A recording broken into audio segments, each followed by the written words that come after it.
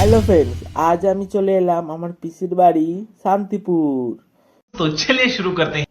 তো আমি চলে এসেছি আমাদের কুন্তিকা স্টেশনে। তো ট্রেনে ঢুকে গেছে, ট্রেনে করে নামলাম গুপ্তিপাড়া স্টেশনে। তো গুপ্তিপাড়া স্টেশন থেকে এবার টোটো করে যাব গুপ্তিপাড়া ঘাটে।